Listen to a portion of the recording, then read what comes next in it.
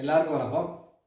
இன்னைக்கு இந்த வீடியோவில் நீச்சம்னா என்ன, ஓகேங்களா? ஒவ்வொரு கிரகத்துக்கு வந்து நீச்சம் சொல்கிறாங்க இல்லையா? இந்த கிரகம் வந்து நான் ஜாதகம் பார்க்க போகிறப்ப வந்து இந்த கிரகம் நீச்சம் ஆயிடுச்சு, பலன்களை கொடுக்காது அப்படி சொல்கிறாங்க இல்லையா?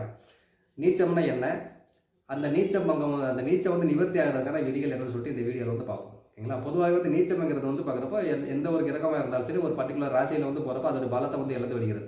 இப்போ உதாரணம் வந்து பார்க்குறப்ப மேசத்தில் வந்து சனி நீச்சமாவார், அதே மாதிரி வந்து பார்க்குறப்ப உங்களுக்கு வந்து கடகத்தில் வந்து செவ்வாய் நீச்சமாயிடுவார், கண்ணியில் வந்து பார்க்குறப்ப சுக்கிரன் நீச்சமாயிடுவார், துலாமில் வந்து பார்க்குறப்ப உங்களுக்கு வந்து சூரியன் வந்து நீச்சமாயிடுவார், மகரத்தில் வந்து குரு நீச்சமாயிடுவார், மீனத்தில் வந்து பார்க்குறப்ப புதன் வந்து நீச்சமாயிடுவார், ஓகேங்களா? ஸோ இப்படி அதே மாதிரி வந்து விருச்சிகத்தில் வந்து சந்திரன் வந்து நீச்சமாயிடுவார். இப்படி வரிசையாக வந்து எல்லா கிரகங்களும் வந்து நீச்சமாகக்கூடிய சூழ்நிலை வந்து இருக்குது இல்லையா? ஸோ அப்படி இருக்கிறப்ப வந்து பார்க்குறப்ப அந்த பர்டிகுலர் ராசியிலே அந்த கிரகம் இருந்ததுனாவே நீச்சம் ஆயிடுச்சுன்னு சொல்லிட்டு எடுத்துருக்கோம். ஆனால் அது நீச்ச பங்கமாகிறதுன்னு சொல்லிட்டு ஒரு சில விதிகள் இருக்குது. ஸோ அந்த விதிகள் எல்லாமே வந்து அப்ளிகபிள் ஆனால் தான் வந்து இது நீச்சமாக இருக்குதா இல்லையான்னு சொல்லிட்டு நம்ம பார்க்க வேண்டியது. இப்போ நீச்சமான இந்த கிரகம் வந்து நவமஸ்திலேயே அதே வீட்டில் இருந்தாலும் வற்போதமாயிரும், அப்போ பலமாயிரும்.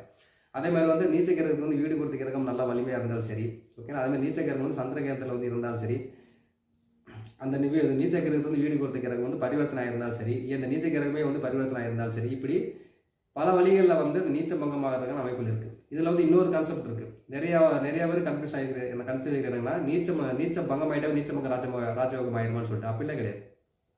இப்போ நீச்ச கிரகத்துக்கு வந்து வீடு கொடுத்த கிரகம் நல்லா வலிமையாக இருந்தாலும் நீச்ச பங்கம் மட்டும்தான் ஆகும்.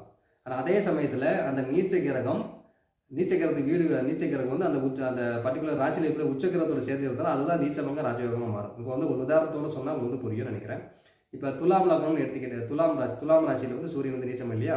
அப்போ சூரியன் நீச்சமாக இருந்து அந்த சூரியன் வந்து சுக்கிரனோட சேர்ந்து இருந்து, சுக்கிரன் வந்து இங்கே இந்த இடத்துல அஸ்தமனம் ஆயிடக்கூடாது, ஓகேங்களா? சுக்கிரன் அஸ்தமனமாக இருந்து சூரியனும் சுக்கிரனும் சேர்ந்து துலாமில் இருக்கிறப்ப சூரியனுக்கு நீச்ச பங்கம் கிடைத்து விடுகிறது, ஓகேங்களா? ஆனால் அதே சமயத்தில் அந்த சூரியன் சனியோடையும் சேர்ந்து இருக்குன்னு வச்சுக்கோங்களேன். அதே துலாம் ராசியில் வந்து சூரியன் சனி சுக்கிரன் சேர்க்கையோடு இருக்குது, ஓகேங்களா? அப்போ சுக்கிரனுக்கும் சுக்கிரன் வந்து அஸ்தமனமாவது சனி அஸ்தமனமாவது மூணுமே தனித்தனியாக இருக்குது.